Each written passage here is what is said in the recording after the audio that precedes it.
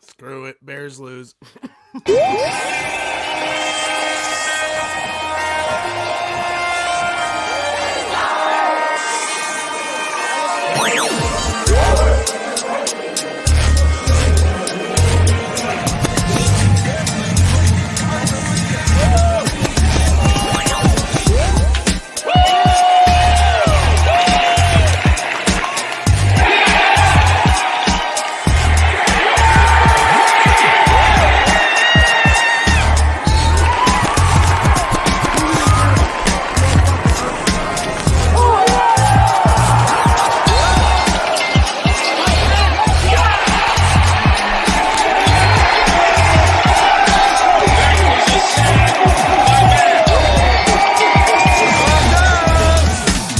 With the Bears, they started this new tradition last year where they celebrate their wins the correct way. Bottle and Sylvie, ESPN 1000, don't miss it.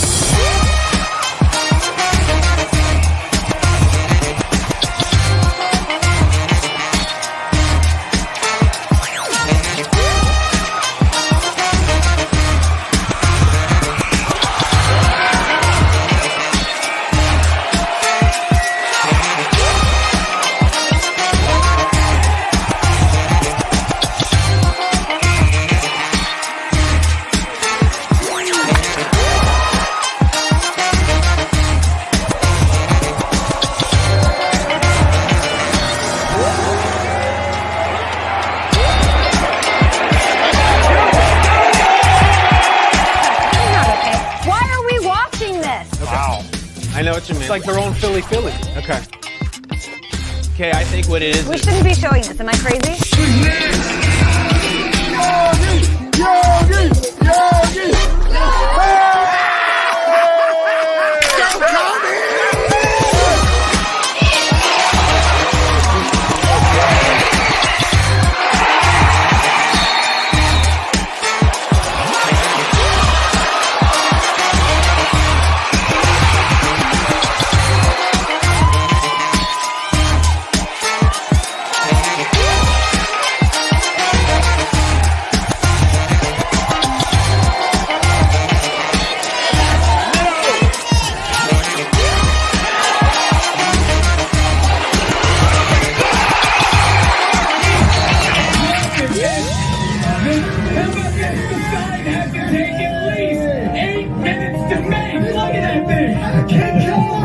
What a great sign that is. What have I told you? 17 minutes of rain would wash away 108 years of drought.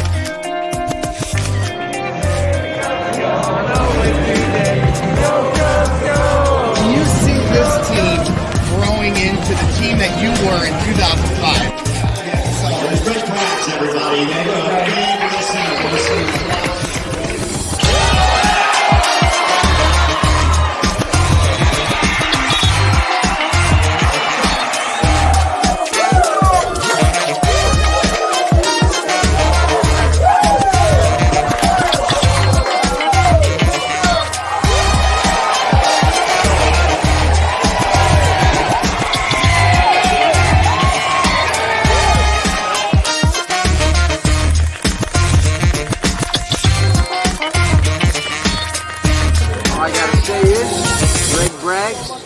You are ridiculous.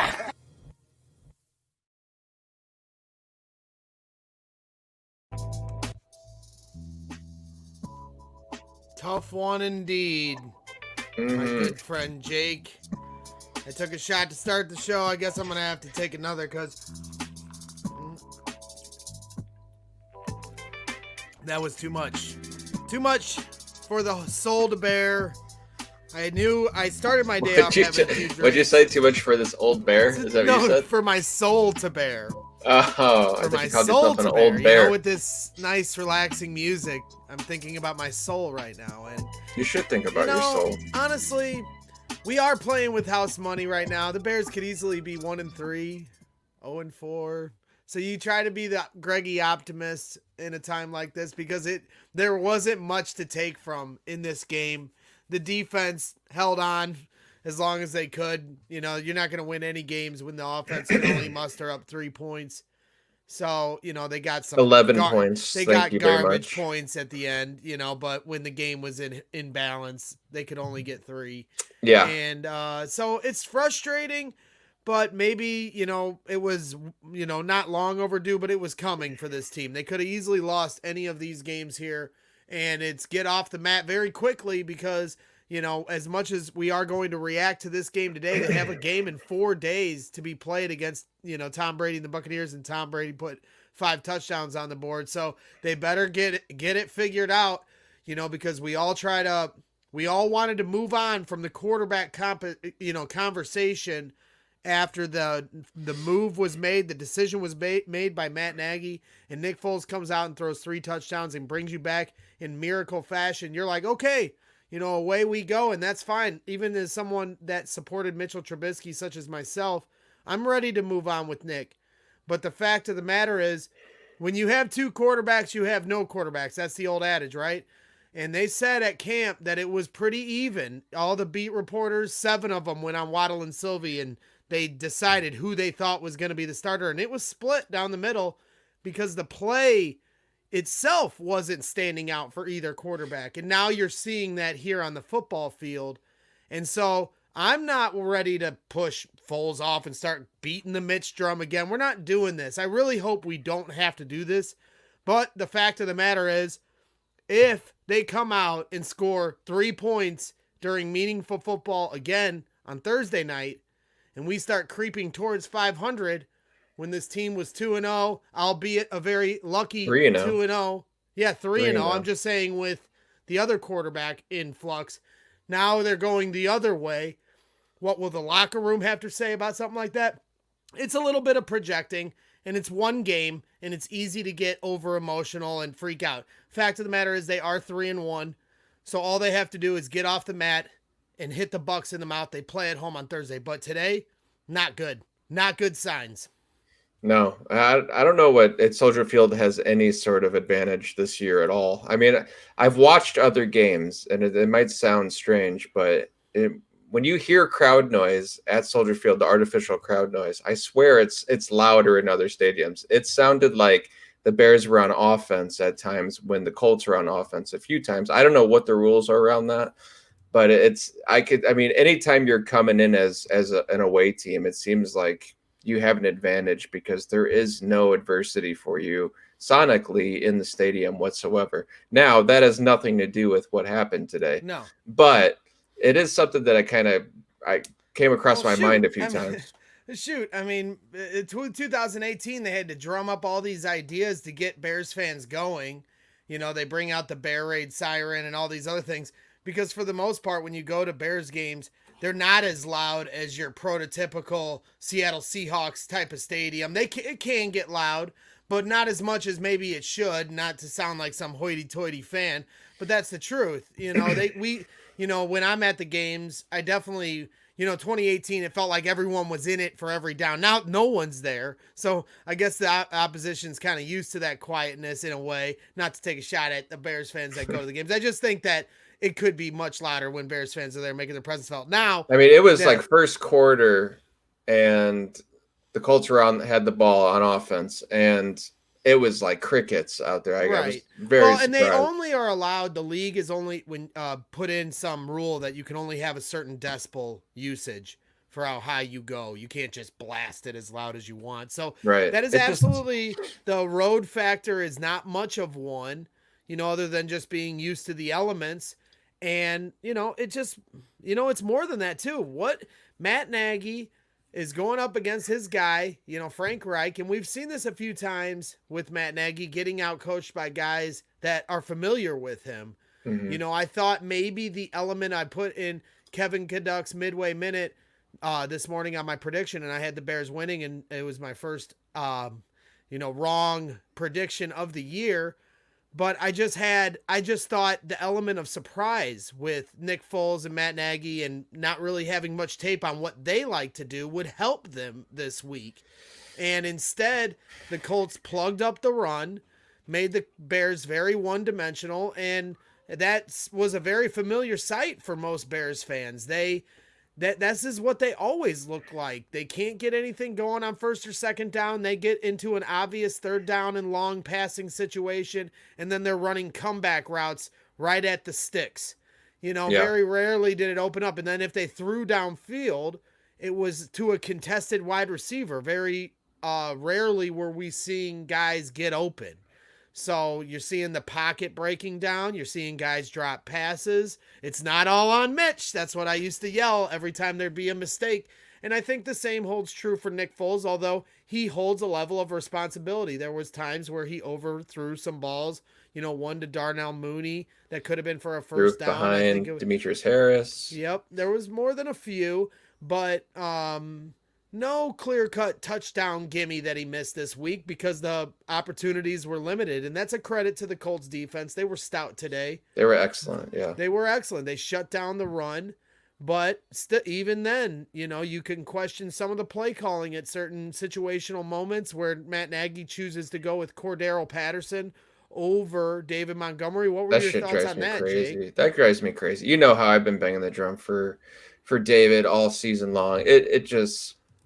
I don't know. I mean, you got a guy converted to wide receiver or special teams guy to running back, and you're giving him the rock in these really important moments of the game, and it seldomly comes up positive, it seems. But he's a big body, I get it. But David always gets positive. I mean, typically gets positive yards. I'd like to see him get the rock more.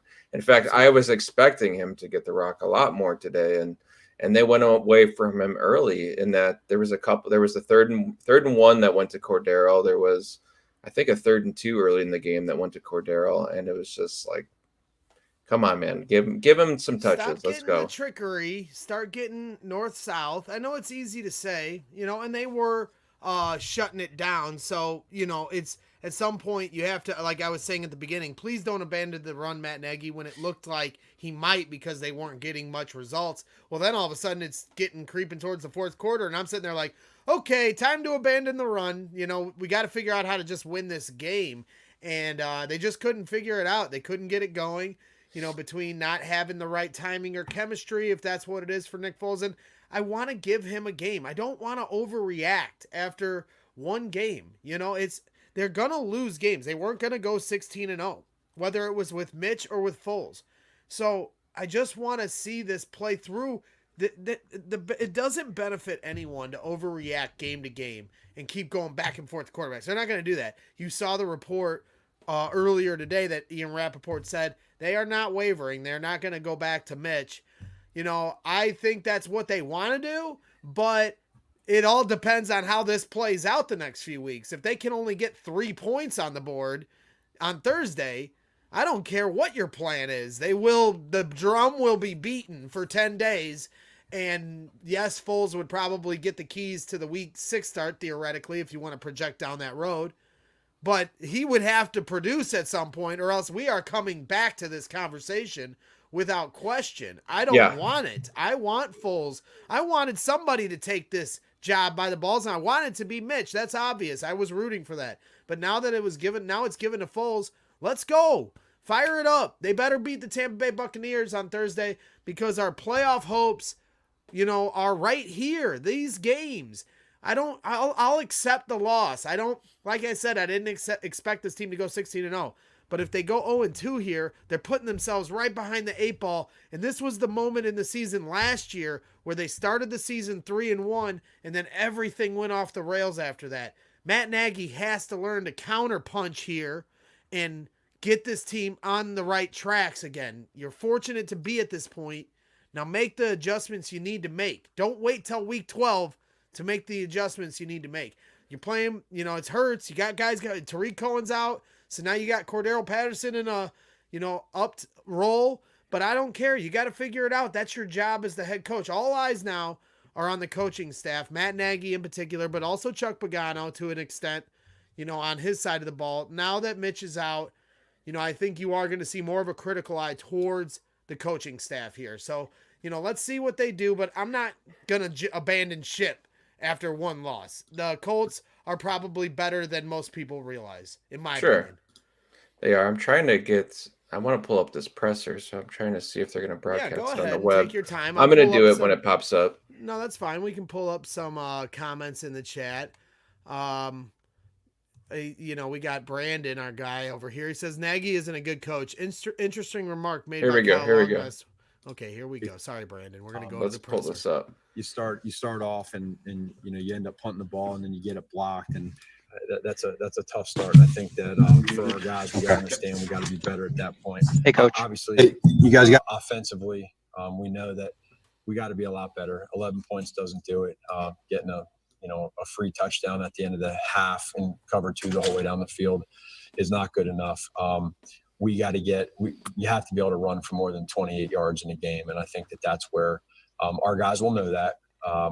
And then you can't become as one-dimensional when you can't run. So, I thought the defense, again, situationally played well and forced field goals. Again, 19 points on defense. You should be able to win games. And third down, we were 4 for 14. That part there, again, we need to be better. 17 yards rushing on 11 attempts in the first half.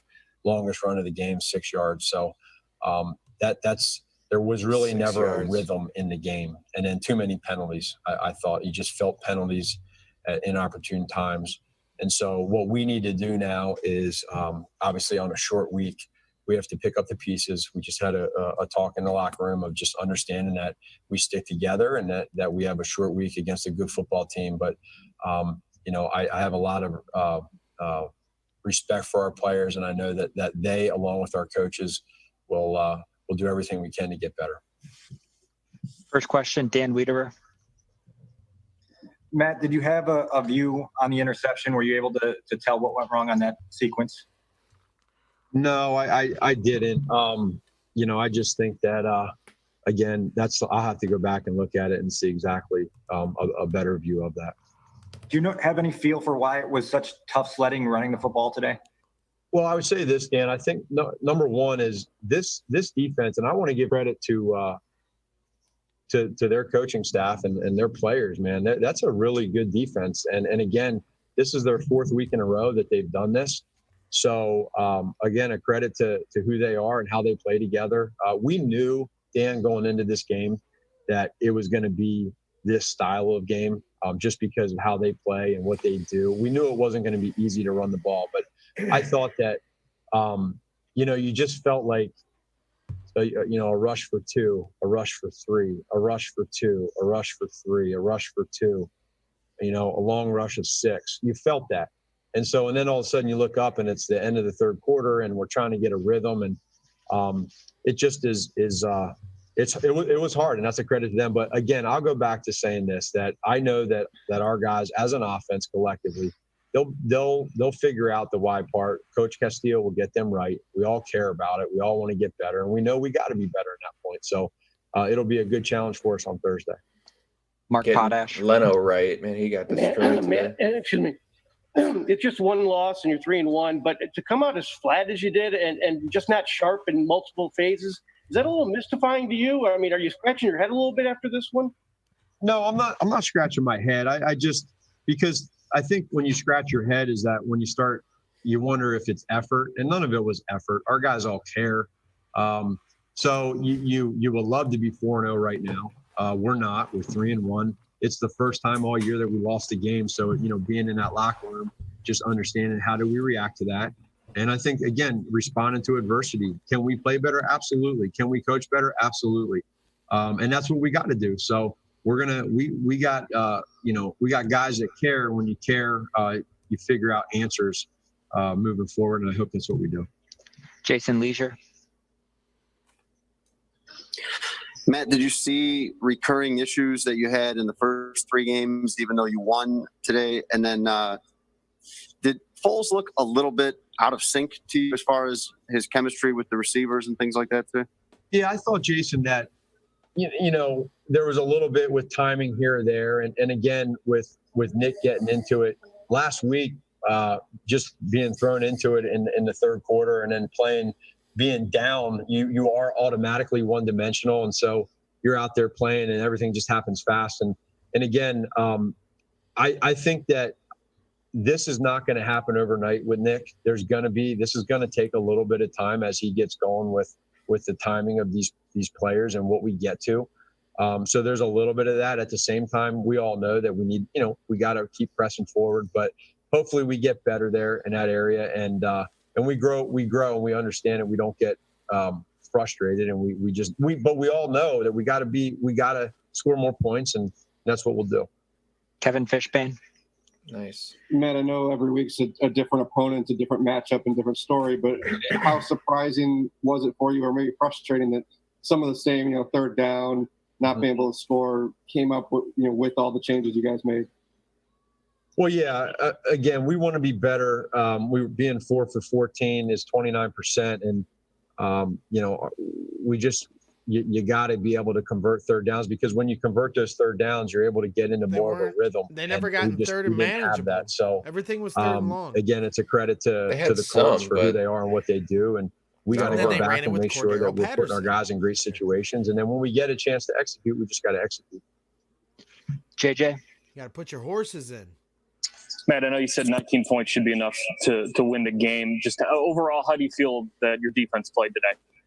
Well, without watching the tape, I felt like my gut feeling just tells me that they played well. I thought there was a couple, pass interferences that we had that were big chunk plays. It felt like that they got some. The whole team came out flat early. The penalties. PIs. But then at the same time, I love the fact coming out in the third quarter, they get a 3 and out. And then the first play for us on offense, we get a loss of 9 yards on a play action pass. So it's like, our defense comes out and they do their job, and they continue to hold them to field goals or get them to punts. And we just could not get in a rhythm on offense to be able to go down there and let that defense, play from either they're always playing from behind with a lead. Always. It just didn't happen. So I thought the defense played well. I just had to go back and watch it. Unless they're playing the Giants. Jeff Dickerson. Man, it didn't seem like it was able to act downfield until the second quarter when he had those passes to Mooney and Robinson kind of back to back. Was there a reason? Because were the Colts taking that away? It seemed like one of Nick's strengths was to be able to see those downfield throws and attack downfield. Is there a reason why maybe that was delayed happening today?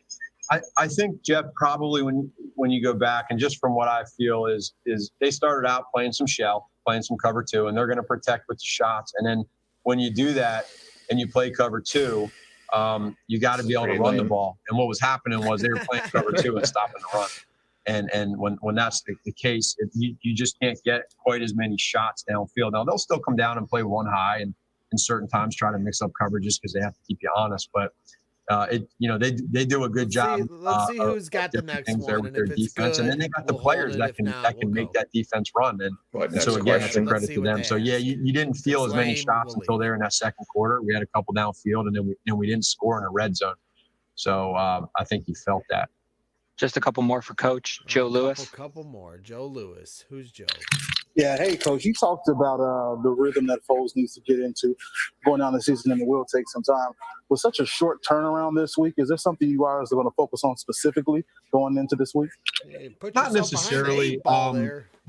Again, the beauty of a short week when you come off a loss is that you can get rid of it. You can get rid of it, and you need to move on. We have no time, in the next hour, we got to get right on to Tampa.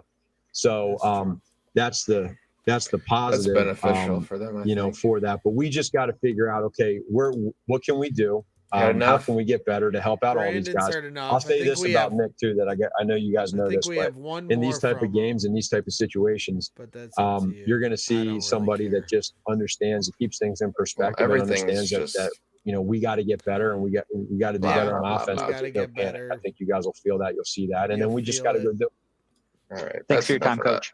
All right, guys. He's out. All right, he's Matt out. Nagy talking to the media. We'll keep it. And he's out. We got Mitch coming up here in a little bit, but some of your thoughts there from Matt Nagy. I know Mitch is coming up. Not Nick? Mitch. I mean Nick. I'm sorry, Mitch. Wishful Nick, thinking. Whatever. We're gonna put Mitch out there and let him take field. Quarterback we want to blame for all the problems is coming up next. So Nick Foles, step right up. But yeah, I don't want to hear Nick talk. What were your thoughts from Nick Foles, or not Nick Foles? What were your thoughts from Matt Nagy there? I know it was a lot of blasé answers, but it seems like he's kind of searching at this point. Yeah, I would have preferred he just come out and say we got our ass kicked and be honest about it. I mean, he knows it, but I think he just wanted to he's a take the high ground sort of guy, and that's whatever. So I think he's kind of put himself behind the 8 ball here because, this is the problem. Because last year he went into camp in preseason with the wrong plan. And it was to dial everyone back. Don't play him in the preseason. Don't play him in camp. Get everybody ready for week 1 because we're all ready to go. And then they got smacked in the mouth all season long because they weren't, toughened up enough at camp. That's the way he saw it. He said it in his own words in the offseason. So this season he takes a totally different approach.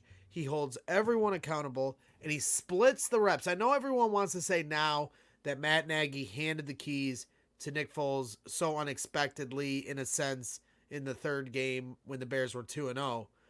But to me, it's sitting there like, now you've screwed up 2 preseasons in a row because you split the reps down the middle at camp to try to find your quarterback. Then you picked your quarterback to start the year, and that was Mitchell Trubisky. Now, everyone wants to say it was Ryan Pace that forced that pick. Well, that's an indictment on everyone then, if that's how we're making our decisions here and not what's best for the team. So they pick Mitchell Trubisky. He wins 2 games. Now you bring in Nick Foles because you're sick of what you see with Mitch. Rightfully so. Not going to argue it. But now you've split the reps with Mitch. You've given him 2 games. Now you're bringing Foles in and you're saying, well, it's going to take time. Well, NFL is not for long. Your job is on the line. It was your job this preseason to make the decision for what's best for this team. And now you got your feet halfway in the water on these guys because you picked Mitch first. You shouldn't have done that. I don't like being the hindsight 2020 guy, but I'm not the GM. I'm not the head coach. That's their job. So he should have picked Foles first because you can't come to the podium today and say, well, it's going to take Foles time to get ready. Well, no kidding. But you got to win right now. You got to win on Thursday. You got 4 days. He said he was comfortable. Now. We were just talking about that on Friday. He said how comfortable he was, how they connected with the locker room. They gassed it. They should have kept quiet this week because they gassed it up too much. Again, we all get too far ahead of ourselves. Fans are allowed to do that, but for them, it should just be zip it.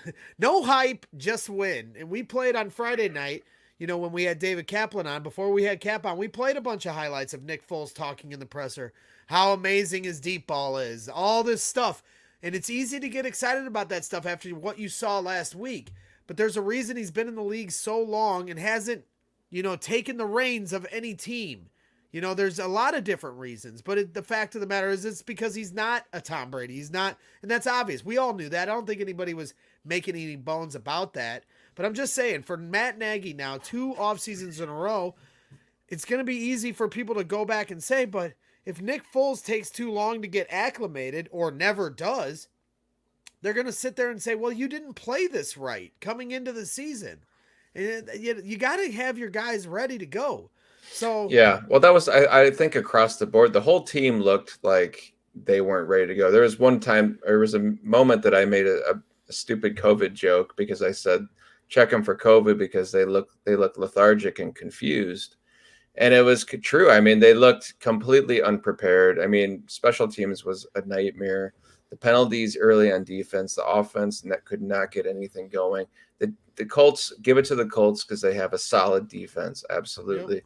But besides that, we were talking halftime adjustments were the difference maker in the Lions game. They were the difference maker in the Falcons game. And there was none of that today. There was no adjusting to what they were doing on defense. There was no answer for it. And there were times when you were like, wow, Nick should have hit that throw. Wow, he missed this or someone did this. But most of the time it was like plays weren't even developing at all. Like they were just shut down. There was nothing. How many red zone chances did they get? Because Matt Nagy was the first to say last week that, the play when Mitch didn't get at the beginning of the game when the kick was missed, he was more mad that they didn't get 7. He's tired of settling for 3. Well, I don't even know how many times they settled for 3 because they didn't get in the red zone very often. They settled for 3 on the first field goal that they had, and then they didn't even sniff the red zone the rest of until the end of the game. Which is a worse problem than getting to the red zone and not executing. But now here we are, Bears fans always on to the next problem. Hey, And it starts at the top. I mean, Foles was not good. The offensive line was absolutely terrible. But you have to scheme for that. You have to figure out what to do because your O-line's getting blown up. And there was none of that. They were absolutely destroyed. They weren't. There was moments in the third quarter when I was like, why is what's the left tackle's name? My mind is blanking. for the Bears, Yeah. Charles Leno. I'm sorry. Leno was one-on-one with Houston, and they were still doing that, and he was getting manhandled. And I was like, why don't you shift the tight end over there and give him a little bit of help because he's getting killed. Olin Kreutz tweeted that out at Did one he? point in the game that they need to get help on the left side. Yeah, they were just leaving him out there to handle it, and he couldn't do shit today. Pardon my language. He was bad. Hey, He was I've really been bad. drinking, so you're The allowed other to thing, swear, I mean, because I've been. there's just the other side of the coin is Robert Quinn. What the hell is he doing? I haven't seen anything out of him ever since he forced that fumble. A couple times. There was one point where he came awfully close to forcing a fumble coming around the edge, but yeah, not seeing. It seemed like Mingo was getting comparative snaps to Quinn, and he was actually being pretty disruptive today. And I think Rivers gets the ball out quickly for the most part, but there was a few times where he was back there for a little more than quickly, and the Bears just weren't getting home for whatever reason. Even on the touchdown pass, Mack came across the middle and just barely missed. The ball just, sometimes it's a matter of timing, and it's hard to be too hard on the defense. Again, they had 19, only gave up 19. They continue to hold on goals. They kept them in the game till the bitter end, and the offense at some point has to do something to change the momentum, because then I was going to call them the Chargers because Phillip Rivers last year did the same crap to us last year, coming in and beating us in a game they shouldn't have won. But the Colts, the Bears shouldn't, to me, the Bears shouldn't have to, the momentum changes if you hold that, or if you start scoring some points, then the Colts game plan changes. They're able to, sit back and keep you off balance when they know that the Bears aren't going to score any points. Once you start applying some pressure the other way, the momentum switches, and then the defense can start making some plays. I'm not going after the defense one iota. No, and I'm not trying to do that because they, like Nagy said, they did enough to win the game. The early penalties were killer. Like Fuller had a terrible one, pass interference call that led to a touchdown. But you can't have that, of course, but they still played a good enough game to win. On that same drive, the Bears had a call go against them where, what was it?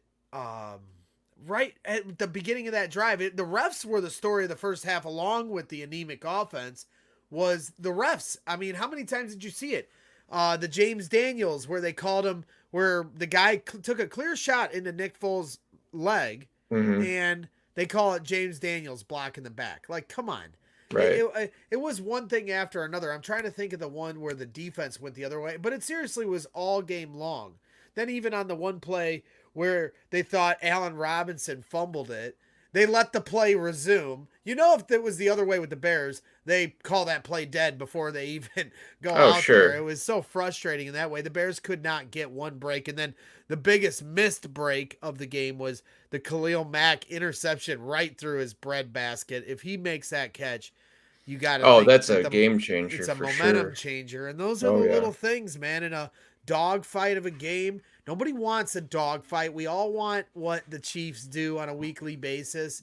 But to win games in the NFL, you got to be able to, win these dogfights, and they weren't today. But again, Bears are playing with house money a little bit. They were 3-0 when they could have easily been 0-3, 1-2, whatever you want to say. So, I'm not going to be able to I'm not jumping ship yet. They just need to bounce back on Thursday. If not on Thursday, then we're panicking for 10 days leading up to week 6. So, Brandon's in our chat asking if he can get on today. But Brandon, we appreciate you always supporting and joining us here. We're going to keep it short and sweet tonight. The game got moved from noon to 3, so that kind of changed our plans today, and we had some plans here for the night. So we're not going. We always have guests. We always bring on live callers in a normal instance, and we're going to try to have something planned for Thursday night after the game. That'll be a work night, but we will try to provide you with some post-game reaction and Oh, coverage. we'll definitely do that. You know, of course. So we'll see if we can fit some live callers in for Thursday night's game, as long as it's not too deep into the night. I do got to lay the bricks. But I think it benefits the Bears too that they get a game in 4 days, because that was brutal. That was a bad showing, and I think that's going to leave a really bad taste in everybody's mouth. Maybe the fact that maybe they'll be chomping at the bit to get going for Thursday. I mean, the one benefit of all of this is, at least to my knowledge, I didn't see. I don't think there were any injuries or anything like that Deion popped up. Bush, I guess, got banged up, but He was aside from injured that, coming in. He had a little. He had something going on, so maybe he re-aggravated it. But I think Kyle Long said something about Bilal Nichols at one point getting banged up, but I didn't see anything. But if they can get into, at least they're getting into Thursday relatively healthy, you know, get everything back on track. It's going to be a tough game, really tough game. Tom Brady looked like vintage Tom Brady today, had 5 touchdowns. First, he was looking like worn and old Tom Brady, throwing a pick 6 that looked like it just didn't have quite enough juice on it going to the sidelines, but then he turned it around real fast. So yeah, they put up 38 points today, I believe. Good, get it out of his system today. Yeah, I mean, the one OJ Howard did get banged up today. I think he had an Achilles. I don't think he's going to play. Mike Evans got hurt today. He did something to his ankle, but he finished the game.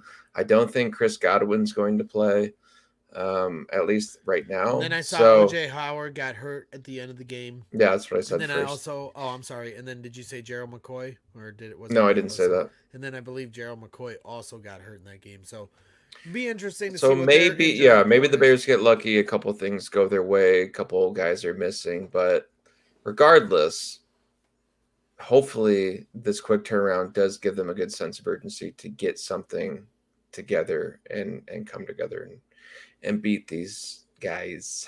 Yeah, absolutely. It's not what you want to see, but again, Bears were 3-0 heading into this game, so it's like hard to just be too upset, but you don't want to, take it for granted either. The Bears only have so many opportunities to get to 10 or 11 wins or whatever it's going to be necessary to make the playoffs, maybe 9 with an extra team making the playoffs in each conference. So, right. And that's all I, as a fan, really am looking at. I want this team to make the playoffs. So, however that's got to be done. Do I have Super Bowl aspirations? Yeah, just like any fan, but those are pipe dreams for anybody that's not a Chiefs fan at this point. So, and honestly, things are getting really dicey with all these COVID tests popping up. So, it'd be great. It's good that we have football. Football is great.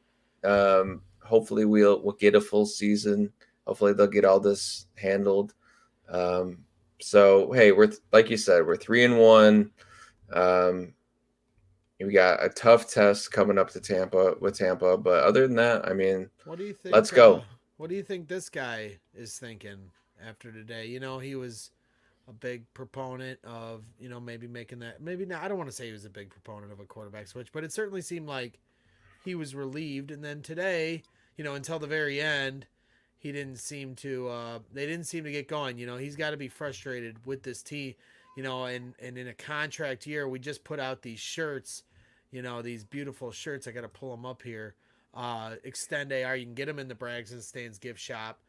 We're hoping that we can extend him, but do you think that the more AR is looking at the scenery around here and the quarterback decision making from our GM, do you think that he's just sitting there like, maybe I should just move on and I mean, you got to be thinking it, because there's no quarterback on this team right now that is the future. I mean, we kind of know that Foles isn't like your long-term solution. Mitch is going to be gone next year anyway. So if I were him, I'd be thinking about it, or at least pay me what I'm asking, because it's a big unknown after this season. So I wouldn't blame him. I don't feel like the game from today makes you think, wow, Nick sucks too. Granted, he had some bad throws, but they were just completely overmatched on offense. And I think that falls on Nagy more than anything. So if he likes Nagy and he feels confident in him, then maybe that's enough to keep him around because I know he likes him, but it sucks. If he had a solid quarterback play, I mean, he could be doing wonders. So I just took a look at our fantasy matchup for the first time today, and we are in quite a dogfight. Jake and I are playing each other this week in my only league that I'm in. I believe Jake's only league that he's in.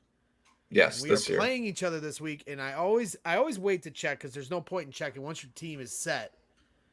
There's no point in checking. But yeah, I had 2 guys knocked out for injury today, so we'll see. I thought Chris Carson was knocked out early, but it looks like he was came able back. to come back. Mm-hmm. So he scored like 2 touchdowns. Interesting things happening. I had Rod. I'm trying to see if I don't know if Devontae Adams is going to play or not. That's I what I'm had waiting Rod to find out. Blankenship for the Colts. I've had him all year, and it hurt watching Goggles.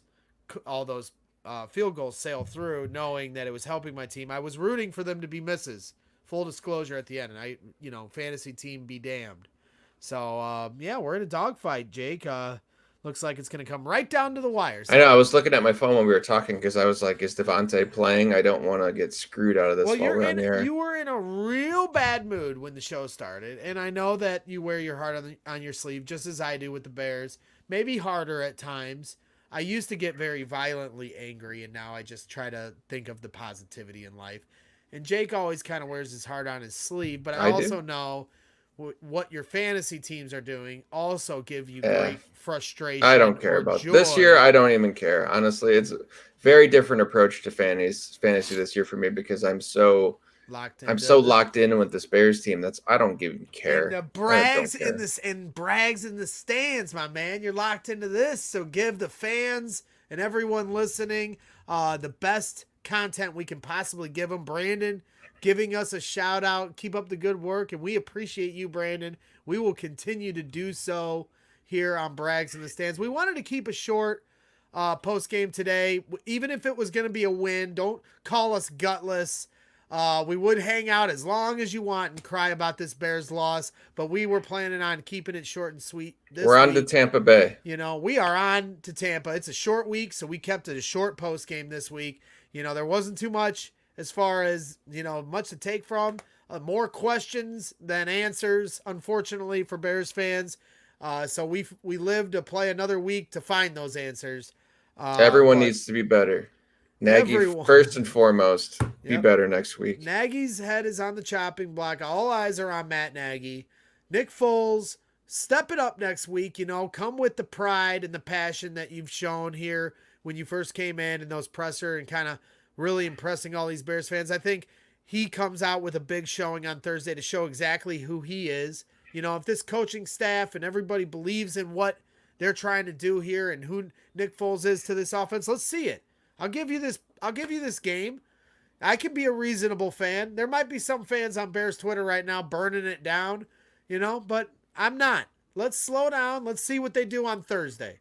And then we can reassess from there. It's a week-to-week league, and especially with this Bears team. So I'm not going to be sitting here and burning anything down, jumping ship, none of that. We're 3-1, have a very good chance to make the playoffs. So let's find a way. That's all I care about. I'll take 3-1. At the beginning of the year, if you said, hey, at the end of 4 games, the Bears are 3-1, you'd be thrilled with it. So the only downside of all of that is not knowing what you're going to get going forward because you're still trying to figure out this offense and how it runs. And it was running with a competent run game at one point, but once that got shut down today, it was over. So they gotta figure it out next week. And Tampa is a good defense as well. They have good pass rushers.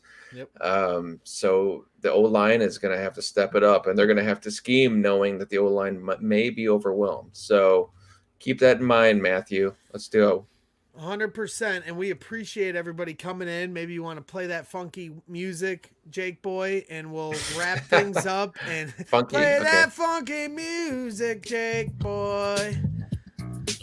Play that funky music, right? Play that funky music. Oh, you're still going. Jake Okay. Boy.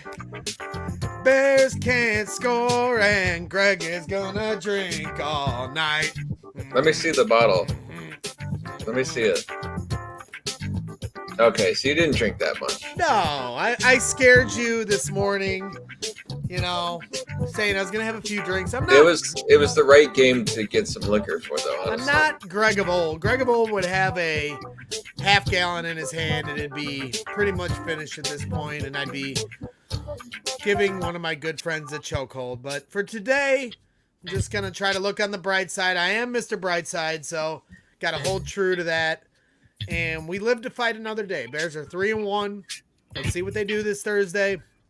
Got a lot of questions to be answered, but I can't wait to see it. What do you think? When do you want to do you want to do a Friday show still, or do you want to do it early, or what do you think? Huh. Well, guess what? You're going to have to stay tuned, Brags in the Stands fans, because I hadn't thought about that. But we will be bringing you a Brags in the Stands episode this week, one way or another. So maybe Wednesday, maybe Thursday, maybe Friday, maybe not at all. Who knows? But we're always going to keep you interested, and you guys can always keep me honest. Appreciate you joining us today. Thank you, Ron Ruppnow. Thank you, Brandon. Thank you, Jeff. Thank you to all the people that hung out for the entire show. We appreciate you guys. Alex Sikoris, all these guys coming in and joining us at Brags in the Stands. This Thursday night, of course, a Bears postgame show. Keep your ears locked to maybe some new announcements and updates for other shows. But again, we appreciate your time. Bears fall to 3-1. It is what it is. It could be worse. Could be better. But this is Chicago. We'll take what we can get. Bear down. We'll see you here real soon. Thanks for joining us.